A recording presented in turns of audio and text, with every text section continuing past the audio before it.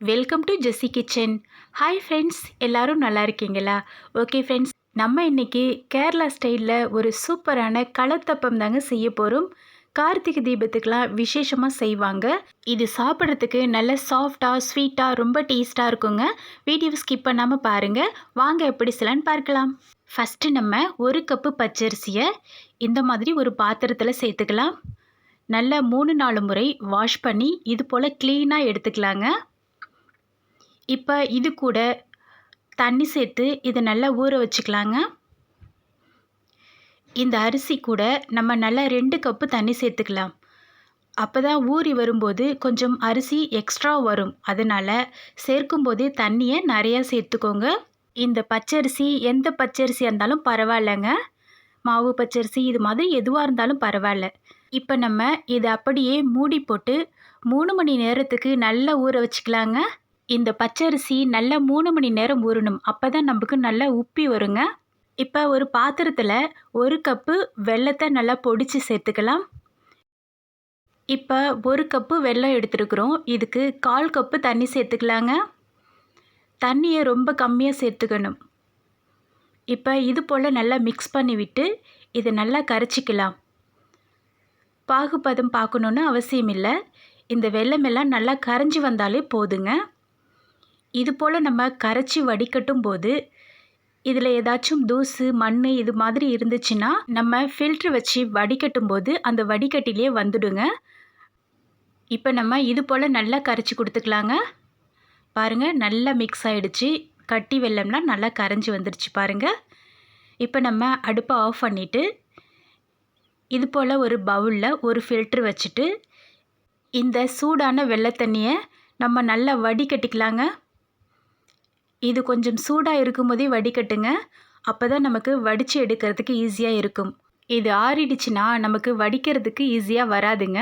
கொஞ்சம் திக்காக இருக்கும், அதுக்காக தான். இப்போ பாருங்கள், இது போல் நம்ம நல்லா வடிகட்டிக்கலாம். இப்போ ஃபைனலாக தூசு மண்ணெல்லாம் ஏதாச்சும் இருந்துச்சுன்னா இது போல் நம்ம வந்துடும். இதை தூக்கி போட்டுடலாங்க. இப்போ வெள்ளை தண்ணி நமக்கு ரெடியாக இருக்குது. அரிசியை பார்க்கலாம். 3 மணி நேரத்துக்கு பிறகு சூப்பராக ஊறி வந்திருக்கு பாருங்கள். நல்ல வெள்ளையாக இருக்குது, நல்லா ஊறி வந்திருக்கு. இப்போ தண்ணிகளெல்லாம் நல்லா வடிச்சிட்டு இது போல் ஒரு மிக்ஸி ஜாரில் இந்த அரிசிகளை தண்ணியே இல்லாமல் சேர்த்துக்கலாங்க. கொஞ்சம் கூட தண்ணி இல்லாமல் சேர்த்துக்கணும். இப்போ இது போல் சேர்த்த பிறகு நம்ம இந்த அரிசிகளை நல்லா கிரைண்ட் பண்ணிக்கலாம். இது கூட தண்ணி சேர்க்கக்கூடாது. அரிசிகளை மட்டும் அரைக்கும் போது தான் நல்லா பவுடர் போல் நல்லா அரைப்பட்டு வரும். இப்போ பார்க்கலாங்க. பாருங்கள், இது போல் ஃபஸ்ட்டு நம்ம தண்ணிகள் இல்லாமல் அரைச்சிக்கணும்.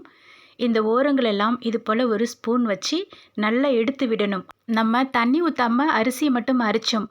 அதனால் அடிப்பகுதியில் நல்லா திக்காக கெட்டியாக இருக்குங்க. அதனால் நல்லா எடுத்து விட்டுக்கலாம். இப்போ ஒரு வாழைப்பழத்தை நல்லா தோல்களை நீக்கிட்டு இது போல் கட் பண்ணி இந்த மிக்ஸி ஜார்லேயே நம்ம சேர்த்துக்கலாம். இது கூடவே 3 டேபிள் ஸ்பூன் தேங்காவை நல்லா துருவி சேர்த்துக்கலாங்க. இது போல் தேங்காயெலாம் சேர்த்து அரைச்சி செய்யும் போது ரொம்ப வாசனையாக ரொம்ப டேஸ்ட்டாக இருக்குங்க. இப்போ இதை நம்ம நல்லா ஃபைனாக கிரைண்ட் பண்ணிக்கலாம். பாருங்கள், இது போல் நம்ம நல்லா அரைச்சி எடுத்துக்கணும். இப்போ இது கூட வடித்து வைத்த வெள்ளை தண்ணியை கொஞ்சம் கொஞ்சமாக சேர்த்து நம்ம கிரைண்ட் பண்ணிக்கலாம். எல்லாத்தையுமே சேர்த்துடக்கூடாது, கொஞ்சம் கொஞ்சமாக சேர்த்துக்கணும். பாருங்கள், இதையும் நல்லா ஃபைனாக கிரைண்ட் பண்ணியாச்சு. இது அப்படியே நம்ம இது போல் ஒரு மிக்சிங் பவுலில் எல்லாத்தையுமே சேர்த்துக்கலாம். இது கூடவே வாசனைக்காக 1/2 டேபிள் ஸ்பூன் ஏலக்காய் தூள் சேர்த்துக்கலாம். ஒரு பிஞ்சு சால்ட்டு சேர்த்துக்கலாங்க. இது போல் சால்ட்டு சேர்க்கும்போது தான் நல்ல இனிப்பு சுவை தூக்கலாக கொடுக்கும் நமக்கு. இப்போ இதை அப்படியே நல்லா மிக்ஸ் பண்ணி கொடுத்துக்கலாம். நீங்கள் கிரைண்ட் பண்ணும் போது கூட ஏலக்காய் தூளை சேர்த்து கூட நீங்கள் அரைச்சிக்கலாங்க. ஒன்றும் தப்பில்லை. இது போல் நம்ம நல்லா கலக்கி கொடுத்துக்கணும். இது இருக்கட்டும். இப்போ இது போல் ஒரு கடாயில் 1 டேபிள் ஸ்பூன் நெய் சேர்த்துக்கலாம். நெய் அப்படி இல்லைன்னா எண்ணெய் கூட சேர்த்துக்கலாங்க. நல்லா மெல்ட்டான பிறகு 10-15 முந்திரிகளை இது போல் நல்லா பொடிசாக உடச்சி நம்ம இதில் வறுத்து விட்டுக்கலாம். தேவைப்பட்டால் தேங்காவை கூட நல்லா இதே சைஸில் பொடிசாக கட் பண்ணி இது கூடவே சேர்த்து வறுத்தும் சேர்த்துக்கலாங்க. இப்போ பாருங்கள், நமக்கு லைட்டாக வறுபட்டுருச்சு. இந்த பக்குவத்தில் இதை அப்படியே எடுத்து இந்த மிக்ஸ் பண்ணி வைத்த மாவு கூட சேர்த்துக்கலாம். இந்த வறுத்த முந்திரிகளில் கொஞ்சமாக தனியாக ஒரு பிளேட்லேயே எடுத்து வச்சுக்கலாம். நம்ம அப்பம் ஊற்றும் போது அது மேலே போடுறதுக்காக. இப்போ இது போல் ஒரு ஸ்பூன் வச்சு நல்லா மிக்ஸ் பண்ணி கொடுத்துக்கணுங்க.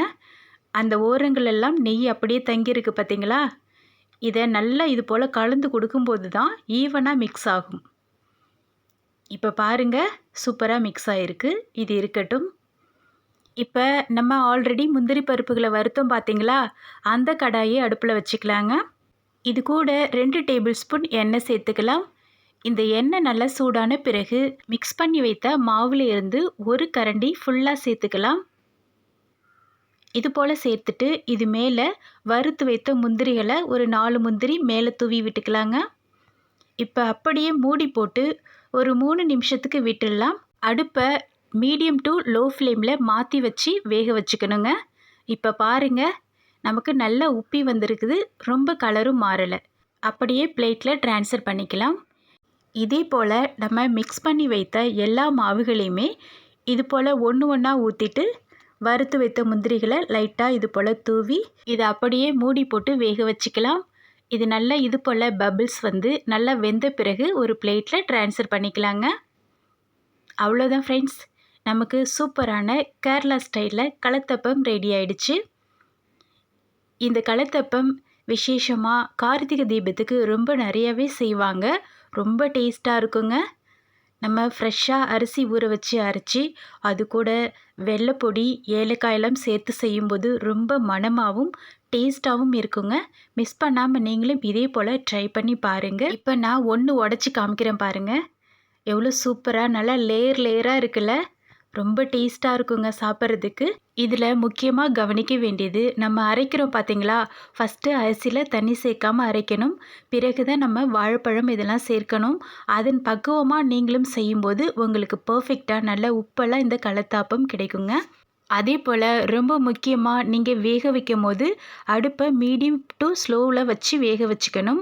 அப்போ தான் நமக்கு நல்லா கருகாமல் மேலே பபிள்ஸ் வந்து நல்லா உப்பெல்லாம் சூப்பராக வெந்து வருங்க. நீங்களும் இதே போல் மிஸ் பண்ணாமல் ட்ரை பண்ணி பாருங்கள். இன்னும் நிறைய ஸ்நாக்ஸ் ஸ்வீட்ஸ் வீடியோஸ்லாம் அப்லோட் பண்ணியிருக்கிறேன். டிஸ்கிரிப்ஷன் பாக்ஸில் லிங்க் கொடுத்துருக்குறேன். செக் பண்ணி செய்து பாருங்கள். ஓகே ஃப்ரெண்ட்ஸ், இதுவரை என்னுடைய வீடியோவை பொறுமையாக வாட்ச் பண்ணி சப்ஸ்கிரைப் பண்ணி சப்போர்ட் பண்ண உங்களுக்கு ரொம்ப தேங்க்ஸ். இப்போ வீடியோ பார்த்துட்ருக்குறவங்க சப்ஸ்கிரைப் பண்ணாமல் இருந்தால் சப்ஸ்கிரைப் பண்ணி பெல் பட்டனை கிளிக் பண்ணி ஆல் கொடுத்துக்கோங்க. அப்போ தான் என்னுடைய வீடியோக்கள் உங்களுக்கு நோட்டிஃபிகேஷனில் வரும். Okay friends, thank you. நெக்ஸ்ட் வீடியோவில் பார்க்கலாம். பாய்.